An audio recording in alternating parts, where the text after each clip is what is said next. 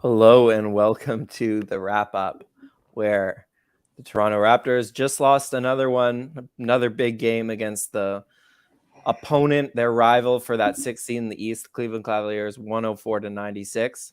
I'm here with Kyle Brickman, Sahal, Abdi, and my new cat, whose name is for now Joni. I'm calling her Joni for now. Say hi, Joni. Nice. Hi. Hi, Joni. So we're all very excited about that.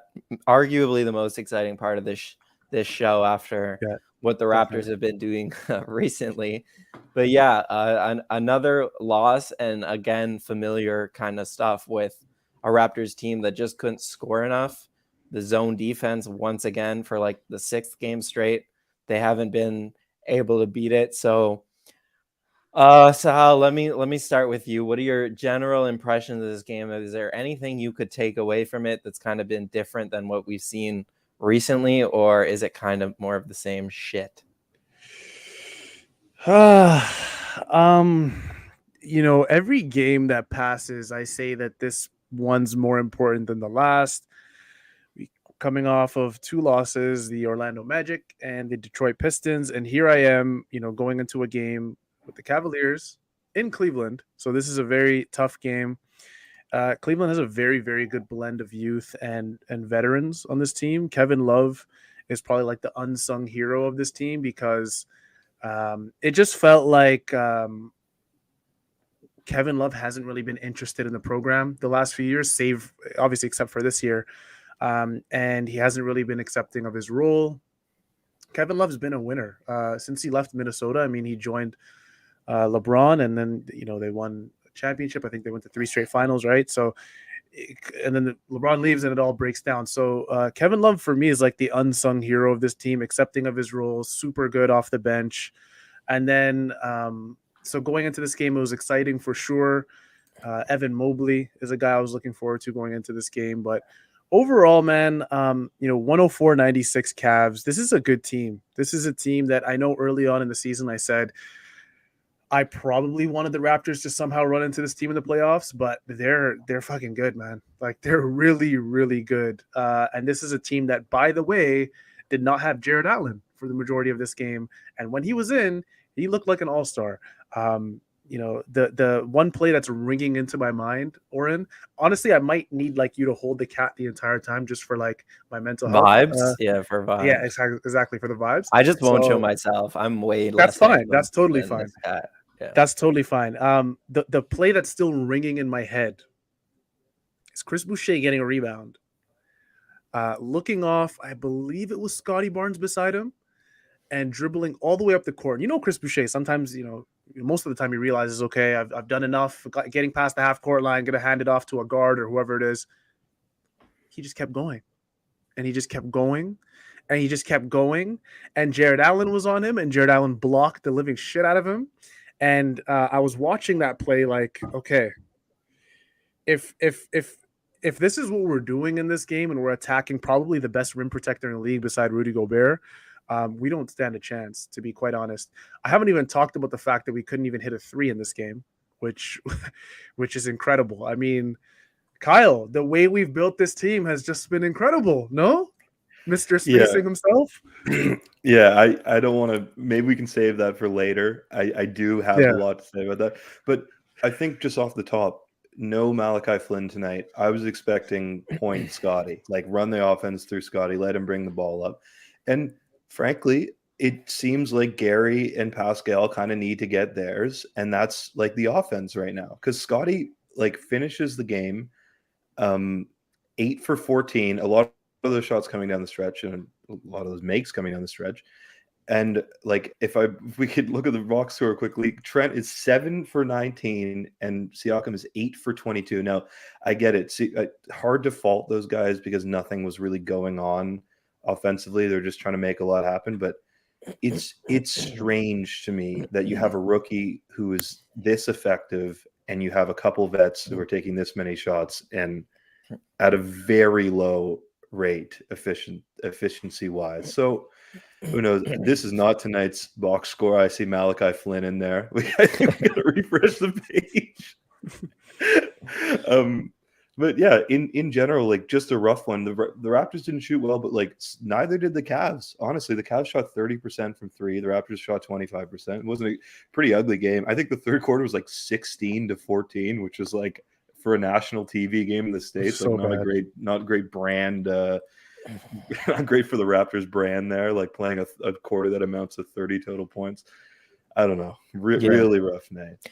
We can maybe get back to Scottie, but I like talking about the scoring issues. Like I haven't seen a box score like this in a long time because no one's talking about the fact that nobody on the bench scored a point other than Precious Achiuwa. Literally, the only and look, he played.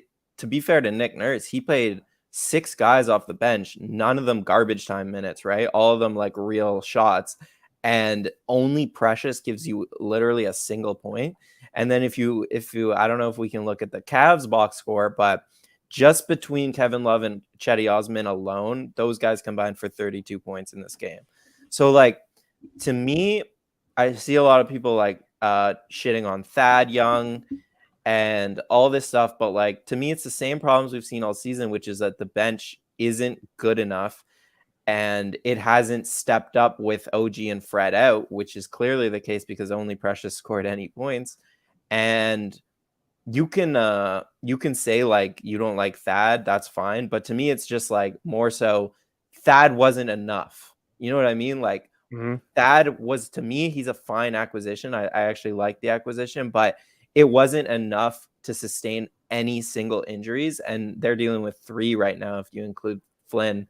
So I don't know. Do you guys have anyone in particular off that bench who you kind of want to shit on? Can I talk about Precious real quick? Yeah. Can I talk about Precious real quick? I get that he was the only one who gave you something off the bench, but the Precious love is ridiculous. Like, he came into the game and got a stop. Great. Everyone was like, instant impact. Precious changes the game. The next possession, he took a stupid foul on a guard. He's so up and down. It's fine to like acknowledge that he has some good plays, but it's getting ridiculous. Like okay. If we bring up the box score again, Precious was a team low -28. Birch, who's been like taking it on the chin from Raptors fans for the past like 2 weeks about how he's so poor, was a team high +20. Well, I'll push I get back it. on that. On off is a stupid metric, but that's a 50-point difference between those two guys. Like, I do want to push back on that because I wished Aiden and you had this conversation the last game, because I know that he kind of addressed it and you guys kind of moved past it really quickly. But like, this is what I love about basketball, is that 2 people can watch the same game and like see it very differently. And like, more so last game, I thought Precious was pretty good. And I think it's a similar thing this game where, okay, he wasn't like nearly as good this game, but more so what I like about him is that he's at least doing stuff. And right now with the guys out, they need someone to do stuff, whether it's just like put something at the rim and then maybe someone gets an offensive rebound, and like he's at least driving and like making decisions and doing stuff. Whereas Kem, to me, on offense, he slows the play down way too often. He just wants to be a screener, and he'll stop even transition opportunities, slow it down, screen for someone. He's not doing enough offensively, in my opinion, to warrant kind of the defense, which I think Precious is a step ahead of him on defense. So you're right, though. Like, Precious is up and down. So is Scottie Barnes, as I'm going to point out at the end of this game. Young people are up and down, but I like that Precious is at least like getting these reps, doing things, improving the process, even if the execution isn't like great. For a guy in Kem Birch, who was a +20, like Kyle said, he had 8 rebounds, 3 assists, a couple steals, a block, filled up the box score, but it really and genuinely felt like he wasn't doing anything in this game. Like that's how it felt the entire game. I was watching Kem Birch like this. If like his minutes feel useless, and I don't know, things just came together and he somehow ended up with a +20. It was the most impactful game I've ever seen in my life. I don't get it. And the thing with Precious, to me, Kyle, is it's true. It's true. Some of it's a little bit overstated, but considering the circumstances and considering the fact that Precious, with all due respect, and I want to say this again, with all due respect, respectfully, did not look some like real much of it. disrespectful thing is coming. You ever hear a man say "with all due respect"? There's no way a respectful comment. With all due respect, Precious Achiuwa didn't really look like an NBA player early on in the season. Like he looked that bad, and the Raptors are in a shooting rut, a really bad one. I mean, 39% from the field. It's just all bad. They can't hit a three. This is a team that's devoid of shooting, probably more than any other team I can remember in the league. I'm not even exaggerating in recent memory, because if you take Gary Trent Jr. out of this game, who, by the way, isn't shooting well himself. He's supposed to be the best shooter on this team. Out of this game, honestly. Yeah, he's supposed to be the best shooter on this team beside Fred VanVleet, who's out. So I mean, he's the only one left standing. Who other than him can hit a consistent three ball? Who? Like, just name one guy. There's 1, 2, 3, 4, 5, 6, 7, 8, 9, 10 guys who played, 11 including Gary Trent. 10 guys cannot shoot the three ball. Like, it's very simple. I mean, I got excited earlier in the day when Armani Brooks was signed to a 10-day contract, because I was like, wow, we're actually getting some shooting in the building. This is amazing. And then, here we are giving Armani 5 minutes, Svi 3 minutes. I mean, Svi, I don't know. I don't know. Like, I get so angry, because it's like his shooting mechanics are great. He gets great elevation on his shot. His shooting form is beautiful. He just misses so many open shots, and I don't understand why. That's why I focus on him. With guys like Utah, by the way, they can be up and down all they want. Delano's not much of a shooter. Thad Young as well. Like, but with Svi, it's like you're offering us, like you're supposed to be offering us this one thing, and we can't get that from you. So it's difficult. And then what hurts more is the fact that he can just get sent down to G League and then just hit 70% from three and score 40 points like it's nothing. So it's difficult. Like I said, with the Ken Birch Precious thing, I don't know what really is the solution, because if we're relying on Precious, who was a minus 28 in this game, who did, again, to me at least, feel like he was more impactful than Ken Birch. If we're relying on him to, be the guy behind our core, 3, 4 guys, it's going to be a difficult year for us. I don't know. It's so hard. I tweeted earlier today, I think it was like a couple hours ago, right around when the game started. We did this by design. Like, this wasn't like it was a mistake where the Raptors got all these 6'9", long guys together. This was all planned. The lack of shooting, this could have been addressed at the trade deadline. And here we are, again, I don't want to be repetitive and just sound like a broken radio, but 39.4% from the field. I think that's our third straight game shooting under 40% as a team? Who knows? Definitely, at least, man. Yeah. Since that Brooklyn game, I would guess, where they lit up Brooklyn. Yeah. Like I said, this, I'm not going to read my own tweet. That's weird as hell. But what I'm essentially saying is this was by design, and that's probably what hurts the most, is the fact that this could have been solved, at least partially, at the deadline, and nobody can shoot. There's no shot creators on this team. We're relying on Scottie Barnes and Pascal to just trudge their way into the paint and run into Evan Mobley and Jared Allen, which isn't really going to work on most nights. It's tough, and one injury, and here we are, guys. Fred VanVleet's out, and here we are. I didn't realize how much Fred mattered to this team on the court. I really didn't. Like, it just really opened everything up for everyone.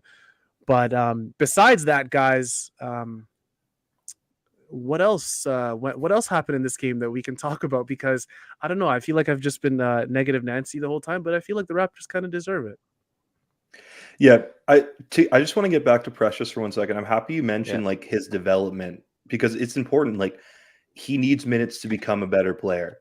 But if that's the philosophy we're going with as a team, which I'm not necessarily against, where's Scottie's shots? Where are Scottie's offensive possessions? If we're in this mode where it's like we're trying to get guys trying to get reps, why is Scottie like the 4th or 5th leading shot taker on a team where like have a bunch of guys bricking open shots? I don't really understand what's going on. So I think the answer to that question, though, is that Scottie is more of a facilitator naturally. He doesn't look for his own shot, whereas Precious, now that he's getting more minutes with these guys out and stuff, he takes it to the hole every time he has an opportunity to. So like, I don't think it's the coaches saying we want Precious to get more shots than Scottie or anything like that.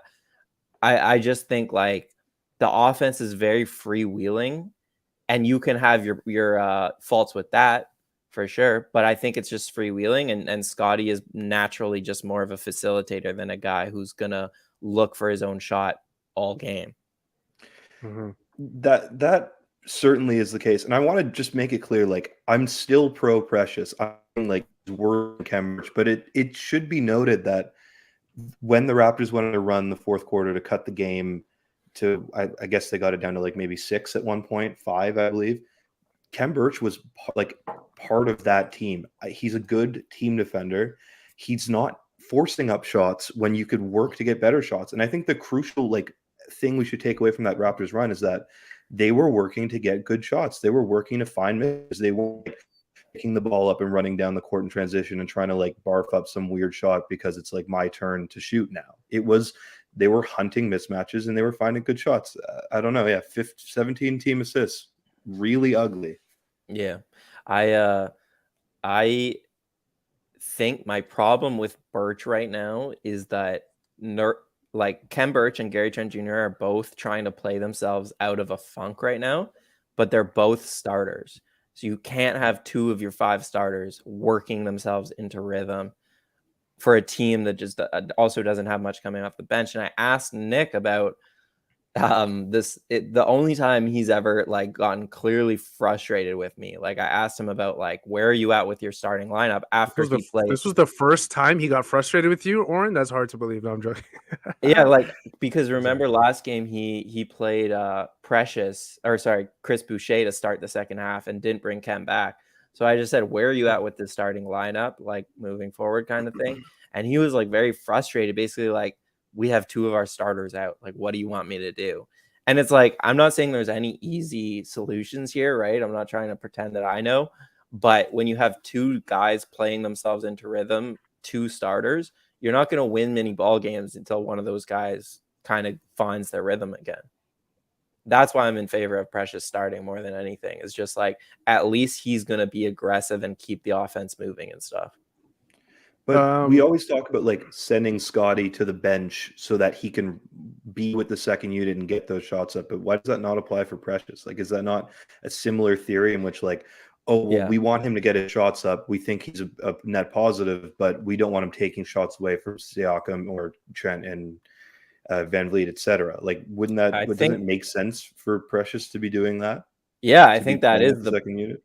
I think that is their way of thinking, or the coaching staff's way of thinking. My rebuttal to that would just be that with these 2 starters out, we need offense in the starting group. And so this would be the only time of the year where I would say get Precious in there because he's going to give you offense. But in general, yeah, he's more of a fit for the bench. In the last 3 games, guys, Detroit, starting with Detroit, I guess you could say, the Raptors have shot 27% from 3, 32% from 3, and then tonight I'm gonna have to quickly take a look at the box score. 32, 27, 25% from 3. Yeah. And by the way, Chris's internet went out. I'm telling you, when we figure this one out, when Chris is back, we're gonna get this answer for you. I know you're very curious. If there's anything worse than the 3-point percentage being so low, the free throw percentage has probably been just as low. It's, the Detroit game, it was 75%. Not great for a team, but I mean, you can get away with it. And then Orlando, I think it was like in the mid 60s. And then you have tonight as well. And a lot of those missed free throws, tonight they went 16 for 26. A lot of them came from Pascal. He was 7 for 13 from the free throw line. We can't even shoot well from the free throw line. Forget the 3-point line. Like the baskets that are like, there's no one in front of you. The referee's slowly passing you that ball. You can take as long as you'd like, especially if you're Giannis.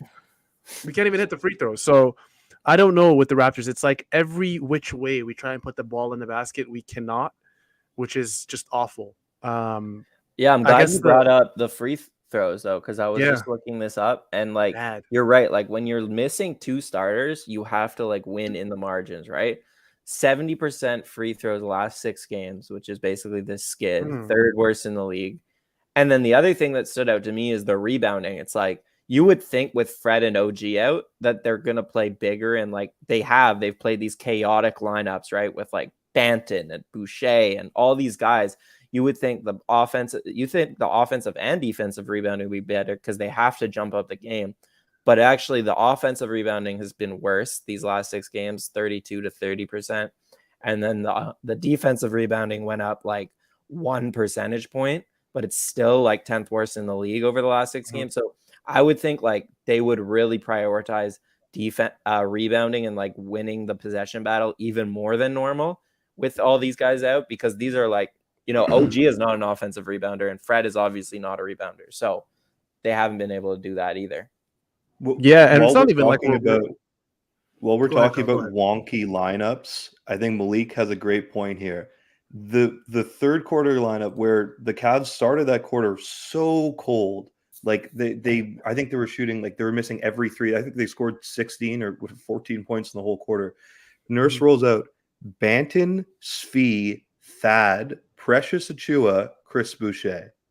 That is like, I get it. It's so hard to sit here and be like, this lineup doesn't work, that lineup doesn't work. I'm not in practice. I'm not smarter than Nick Nurse, but that is an ugly lineup. Yeah, bad. Terrible. Yeah, I think this similar thing happened, I think, against, I forget, a couple games ago where it was just like a 0 spacing lineup. And I think their thinking must be like, let's junk up the game for a few minutes and buy Scottie and Pascal some rest. Because basically what you're saying is that they're not breaking up Scottie and Pascal. Like, that's the real issue. But yeah, it's just gone really, really poorly every time they've tried to put a lineup out there like that recently, where they're trying to junk up the game, but like the spacing is just so bad that nobody can do anything. And like, this is why I will never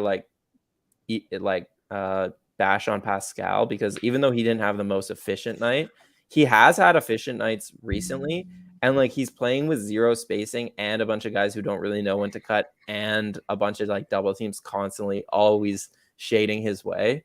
So there's just nothing you can ask from him right now. I feel like I probably need a metric or something to defend this, but I feel like just from the eye test, it feels like the Raptors are almost victims of their own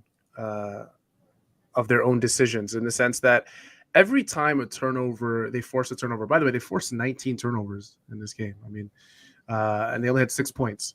It felt like every time there was a turnover, a rebound, no one was really trying to push the ball. I don't know if that's like it happened a few times in this game, especially in the first half, but it felt like especially in the second half that wasn't really happening. The pace of the game, when the pace of the game goes slow and the Raptors are forced to play a half-court offense, it looks ugly. It looks really ugly. They can run sets. It still looks ugly because nobody can shoot on the Raptors. So when the pace of the game is faster and it's more chaotic, I think that's where the Raptors thrive a bit more.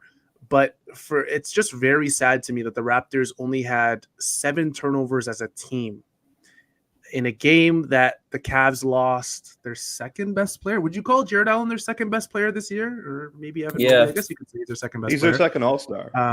Yeah. So he was an all-star.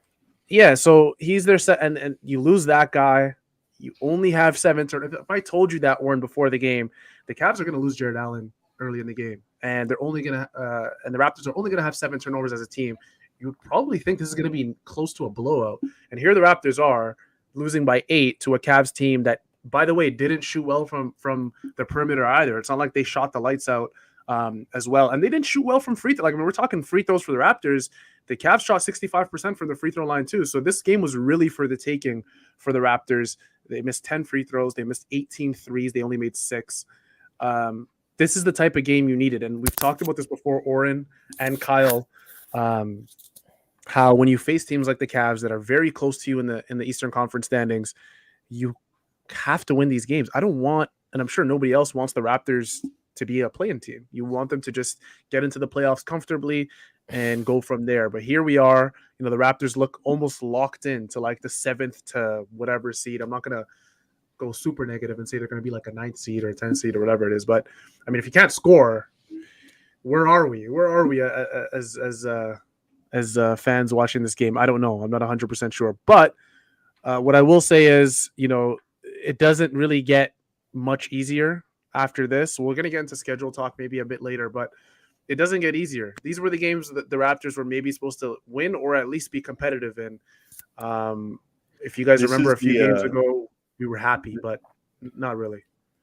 This is the usage here. It's impossible to see, unfortunately. So it's going to be hard to get into this. But basically, it's through like majority of the game, Scottie never went over really like 19.1% usage. The big chunk in which he played like from the end of the first quarter all the way to the end of the first half, and then before he got subbed back in the fourth, 15% usage percentage. Like he's not involved in this offense. He's not. Yeah, can we show the clips, please, Chris? The two that I asked, they were both regarding Scottie, and I think like honestly, the whole season can be dubbed down to this is such a young team, and it's like sometimes they're on and they're focused and they're playing really well, and sometimes they're off. And the sooner that like especially Scottie gets his shit together in terms of like consistent effort every game, aggression on offense, focus on defense, the sooner the Raptors are actually going to be able to like make some real noise. This, we don't have like the full clip here, but this is like late in the game. Raps play a great zone D for like 20 seconds, and then Scottie just gets blown by on the perimeter by Dean Wade for no reason. It wasn't like there was a screen or like it was just like an ISO situation. Dean Wade just blew by him, dunked his shit on Ken Birch, but like that's on Scottie completely. Guys, the guy's literally a created player. Like what are we doing? Yeah, like easily like the most like unknown NBA player who has like 20 starts this season.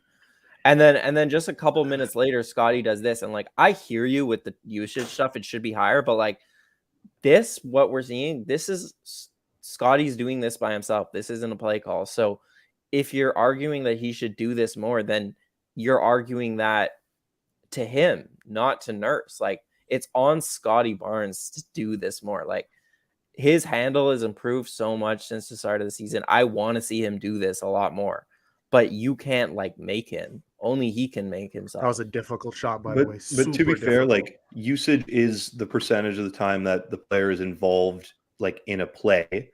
So that technically goes down as a play because it's like an isolation. But that there's still a number of like plays in which he's completely uninvolved and doesn't even have the opportunity to do that. So it's not like he's not getting his shots up. It's like he's not involved. Yeah. And so like I think it's a fair argument to say as the season goes along, he should be more involved because they'll never make a rookie a first option. Even if like the Raptors drafted LeBron James, they would never like do that because they have this culture that you have to earn your reps. But I think you're right that like as the season goes on, he should be more involved. Yeah, and look, it's hard to say like that's necessarily anyone's fault, right? It's just gonna happen. It's gonna have to happen, and it's a good problem to have. Like, oh, we have a rookie who's too good and needs more shots. It's like, oh, boo-hoo, like that's great. It's a great problem to have. Oh wow! So what happened? How did he jam it? I didn't watch that that part. What happened in the game to his finger? Like, how did this happen? Don't. It was kind of like a nothing thing. He just wasn't out there the next play. I don't remember a specific replay.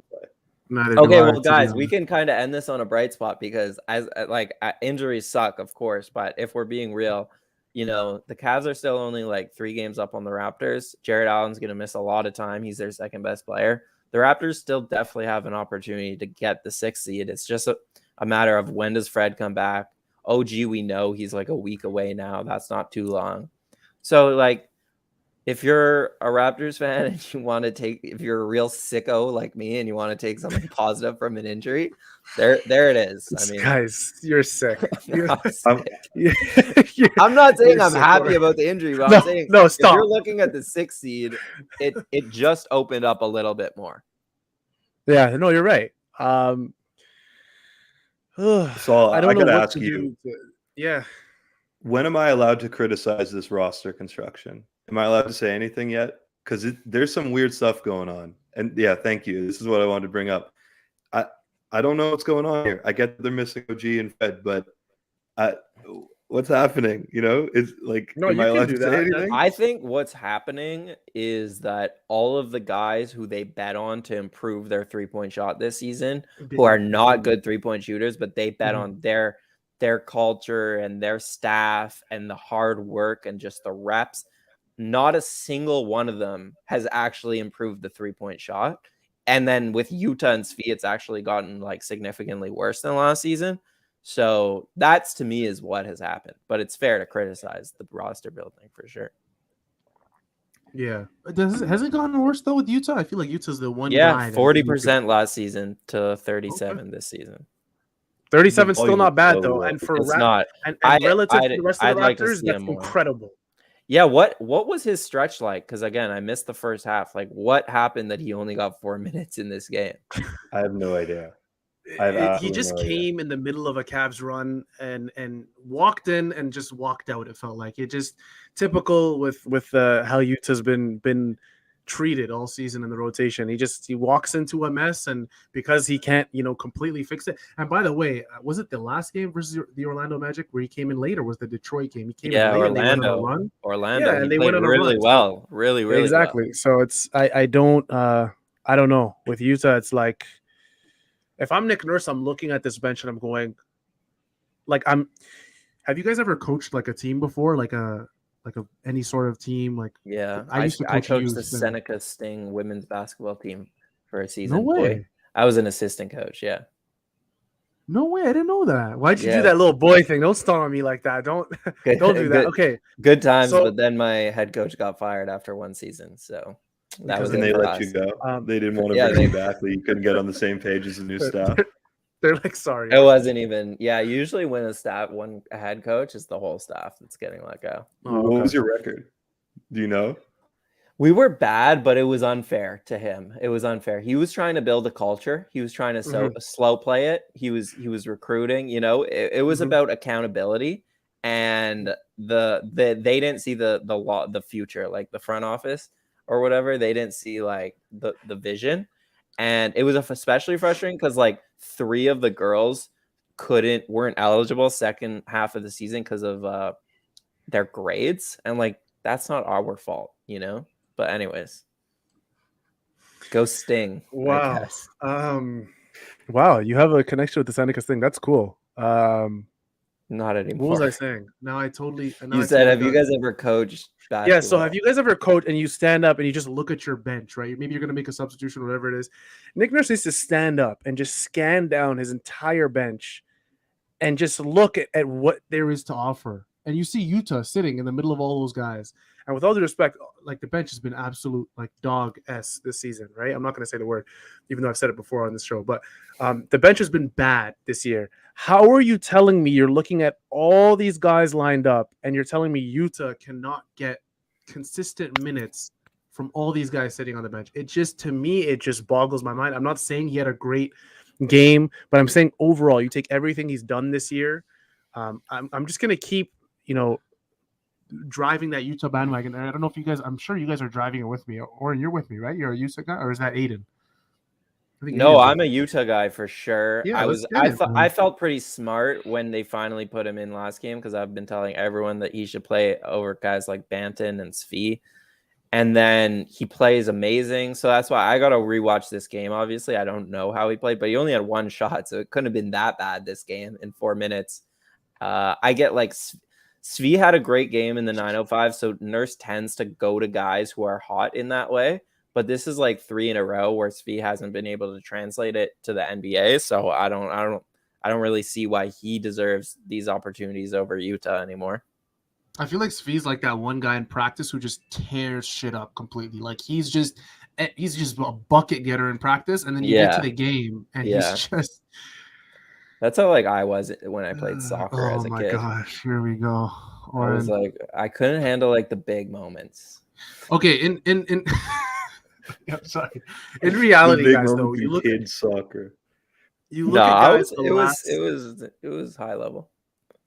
Was it high level? Couldn't take penalty kicks though. Like I was too nervous in situations like that. I can't really say anything because I'm not good at soccer. But one thing we didn't really mention, like we mentioned Gary Trent early on, but is it time to worry, guys? Like this is from the first Brooklyn game. We're talking like going all the way back to like almost 2 weeks ago. This is bad. Like the Brooklyn game, bad. The next Brooklyn game, the game after, he did have 24 points, but again, bad percentage. It felt like he was just chucking. Detroit game, bad. Orlando, useless. And then like you get to this game and he just can't hit a shot. I don't know what's going on with Gary Trent Jr. and it really sucks that a lot of his shots are makeable shots. He's just not making them. I don't know if it's time to worry or what it is. It's not like teams are keying in on Gary Trent and double teaming him off the catch and stuff like that. That's not happening. He's missing shots that he should be hitting. Are you guys worried a bit? Kyle, are you worried? I don't know. So let me just read you the last 10 games for Gary Trent Jr. Mm-hmm. He still obviously scoring 16 points, but 34% field goal percentage and 28.6% from three. Like that is ugly. Wow. That is really ugly. I will say he's just one of those guys where because he's streaky, when he's on, it looks amazing. And when he's off, it looks terrible. And it's not the same way that if he was a big or if he's just a guard, he's a scoring guard. It looks really bad. And when it's bad, it looks terrible. When it looks great. That's why we were freaking out when he was scoring 35 a game. So I'm concerned. I don't think it's the end of the world. I think there's enough of a sample size throughout his career that he's a good shooter, a proven good shooter. So at the end of the day, it's sometimes he just has to make these shots. Maybe it's he has seasonal depression. Maybe, I don't know, he lost his contact lenses or something. Something's up with him, clearly. Maybe he had such a good all-star break, whatever. He's still recovering. He's just depressed coming back. But no, yeah, I'm not worried. I don't think that's the way I would frame it. But I think I've always been lower on JTJ than some people because it's just never been my type of player who can only subsist on when they're shooting well, they're good. And when they're not shooting well, they don't really have other ways that they can affect the game. It's just never been my type. I'm more of I like big forwards who can pass. But anyways, I think the bigger question is what can the Raptors do right now? Do they keep? And I think the answer is you have to keep going to him until he shoots his way out of this. But it's just such an ill-timed slump considering everything that's happening. Yeah, no, it is. 100%. But he'll shoot his way out of it. I'm very confident about that. He's a really good shooter. He is. It's just been so long that it's okay, you can snap out of it now. Here we go, Gary. I don't know when we're going to get there. Hopefully it's soon. Taxman, really quick. Oren, since you were the beloved host tonight, we'll give you final say. Taxman is difficult because I don't really. I can just give it to a Cav, can I? You can, and I'd be totally okay with that because Scottie had a good game offensively. It's just I'm not ready to say his effort defensively tonight was so bad that I'm just not ready to just reward him. From what I saw, it would probably be Chris Boucher as a Raptor. He had a really nice fourth quarter. He was a +6. He played really well, but I was really impressed with Evan Mobley. He dominated on the glass. He had that 3-point shot that he just pulled up in transition with a hand in his face. I was this man is 7'2". He shouldn't be able to do that in his rookie year. That's not fair. So I would probably go with Evan Mobley, 3 blocks, 4 assists, 17 rebounds, 9 of 15 for the floor for 20 points. So he was, especially with Allen going out early, they relied on him a lot to play the center, and he was amazing. Yeah, for sure. I look at this team and I go, Evan Mobley was the perfect fit for these guys. He really was. And then it also helps that Darius Garland's turned into one of the best guards in the East. I don't want to say out of nowhere because he had a really good summer with Team USA. And he was one of those guys that was pegged to really take the next step, and he has. And the Cavs, because of that, and Evan Mobley and Jared Allen, look like a very good basketball team. So I'm okay with Evan Mobley. Kyle, are you on board with Evan Mobley as the tax man tonight? Yeah, I thought it was a pretty perfect Chris Boucher game, both like comedically and like performance wise. Like he had some hilarious classic Chris Boucher moments, like dribbling into Jared Allen. He fumbled a couple of passes, but then he also played well and he was hitting like corner threes and stuff. But I'm fine with Evan Mobley. Why not? Evan Mobley is your tax man. He's your player of the game. And Oren, who am I going to during tax season? You're going to canamtax.com, or you could call VJ Verma at the top of the screen. And it is tax season right now. I've just started to collect my stuff. It's that time of the year, guys. You got to get your 2021 taxes in ASAP.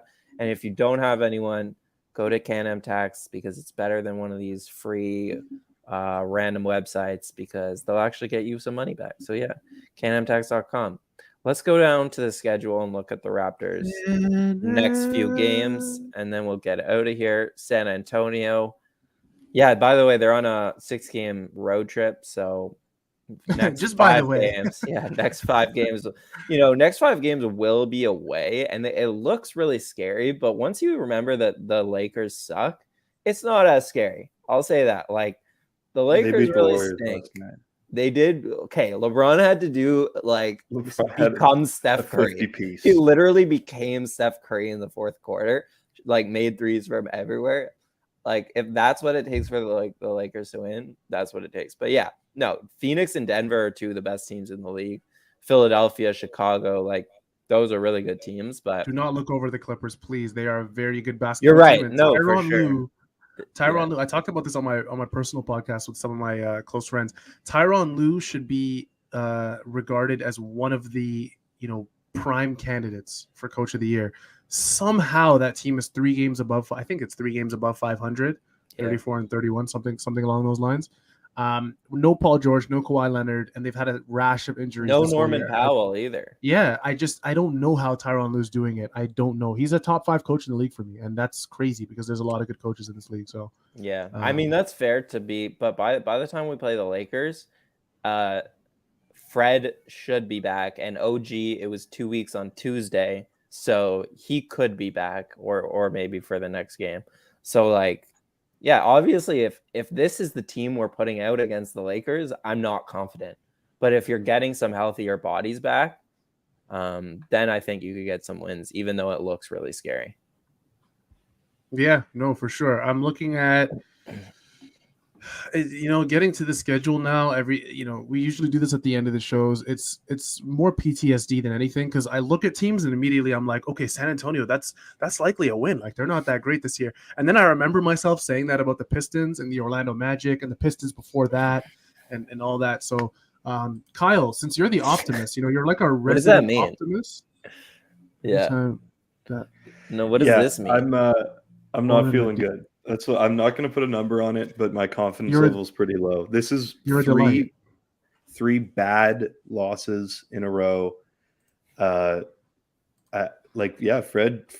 can come back and OG can come back, but like there's deeper problems than those two. I don't know. There are in a sense, but also they've gotten away with that kind of shooting all season, right? So like I think they'll continue to. But it's just that 2 of their 3 shooters are out, and they haven't been able to get enough help to replicate it. I have a good idea. How about I still think this is a good team. I do. I just think they need to be fully healthy to be that team. Okay, so we've needed a good luck charm all year long, and I can't think of a better candidate than my cat. Than Joni. Yeah. Can we see Joni one more time while we're looking at but I'm not going to sleep. I'm not going to wake her up because she is feisty. No, that's totally fine. We just need to see her. Hey, Joni. She's dreaming right now. She's dreaming right now about the Raptors winning. Why'd you wake her up? They spend like 20 hours a day sleeping. It's fine. Like she's got plenty of time to sleep. She sleeps so much. I just woke up. Raptors just won in my dream. Okay, that's good. We needed that. That's literally all we needed. So now when we win against San Antonio, we can look back and say Joni was the reason why. Okay, perfect. This couldn't have worked out better. I really hope they don't lose now, and then she's gonna be like the scapegoat. No, she won't. That'll be you. He's what does this mean? Like he's the coach with like the most wings? I think you mean winningest. Okay, guys, let's do this. 5-game road trip. What's the record we're coming out with? I'm gonna go 3-2 as an optimist. I'll go 2-3 as a Okay. realist. Okay, I nice. think I'm going 1-4. I might be As a going pessimist. 1-4. You have to say as a pessimist. As a pessimist, no. As my like, There you it's go. not even. I'm not doing a flip here. I'm not trying to like. This isn't manufactured for the podcast. I think Phoenix is a loss. I think Denver's a loss, and I think both LA teams are like toss-ups, if not losses. So let's see. That's fair. Yeah. Okay, I think we should get out of here. Any last words, you guys? Other than me wishing Joni a good night's rest, that's basically it. I can't really think of any positivity to bring towards the Raptors until they give me that opportunity. So no, good night, Joni. Yeah, I really can't be mad about any of these losses because I have a new cat and it cuddles me while I watch. So I'm pretty happy overall. All right, thanks so much for tuning in, everyone. Don't forget to like the video and subscribe on YouTube to our channel. And we'll be back on Wednesday night as the Raptors take on the San Antonio Spurs. Wow, 2 days off for the Raptors. That's big time. Wait, before we leave, Greg Popovich needs one more win to break this record, no? I don't know if is that what he was saying. Oh no. Yeah, what? No, but maybe they play before us. Hold on, let me look at the Spurs. Yeah, they play the Lakers. Please, They play the Lakers tomorrow, so they could probably get it against the Lakers. The Lakers stink. Okay, fine, sure. We'll hope. All right, bye everyone.